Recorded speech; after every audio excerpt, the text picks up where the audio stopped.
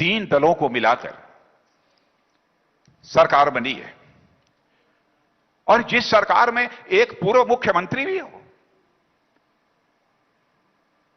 और उस सरकार की बागडोर वहां के दिग्गज नेता, माने जाने देश के नेता शरद पवार साहब के हाथों में हो, फिर भी यह सरकार इतनी अक्षम और दिशाहीन होगी, इसकी तो मैं कभी कल्पना भी नहीं कर सकता कि ऐसी सरकार जिसकी बागडोर शरद पवार जी जैसे दिग्गज नेता के हाथों में हो और जिस सरकार में एक मुख्यमंत्री भी मंत्री के रूप में जिम्मेदारी संभाल रहा हो, और उस सरकार की ऐसी हालत और उस राज्य की सरकार के रहते हुए उस राज्य में कोरोना नंबर के मामले में वह राज्य नंबर 1 का एक राज्य बन जाए। यदि देखना है तो महाराष्ट्र के मुकाबले देखिए उत्तर प्रदेश में, देखिए कर्नाटक के बेंगलोर में, वहां की सरकारों ने संक्रमण को किस तरीके से नियंत्रित करने में कामयाबी हासिल की है। क्या यदि मैं यह कहूं कि यह महाराष्ट्र की सरकार की अक्षमता है तो यह कहना उचित नहीं होगा। लड़ना चाहिए कोरोना से, इस संकट से निजात दिलानी है महाराष्ट्र की जनता को, लेकिन जो इस संकट की घड़ी में अपनी सकारात्मक भूमिका का निर्वाह कर रहा है सेवा भाव से। मैंने देखा टेलीविजन के ऊपर अभिनेता सोनू सूद, अब उनकी आलोचना की जा रही है जो कि इस कोरोना के संकट में फंसे हुए मजदूरों की मदद कर रहे हैं। हमारी सरकार ने भी मजदूरों के लिए किस किस प्रकार की योजनाएं बनाई है, अभी अभी आप लोगों ने यहां पर पर्दे के ऊपर देखा होगा जिसकी की चर्चा हो रही थी।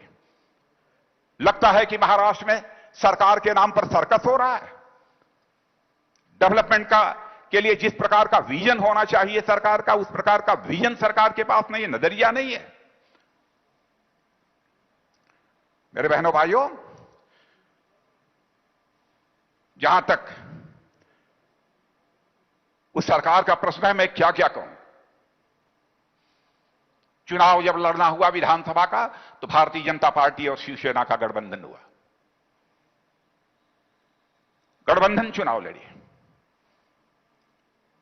लेकिन गठबंधन के बाद सत्ता की हविस में भारतीय जनता पार्टी को धोखा दिया गया।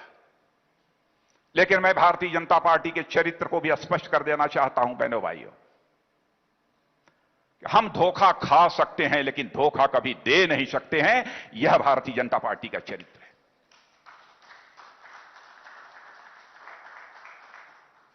जनता चाहती थी कि देवेंद्र फडणवीस जी वहां के मुख्यमंत्री बने, क्योंकि उनके शासनकाल में विकास का रथ महाराष्ट्र में जितनी तेजी के साथ दौड़ रहा था उससे आप अच्छी तरह परिचित हैं।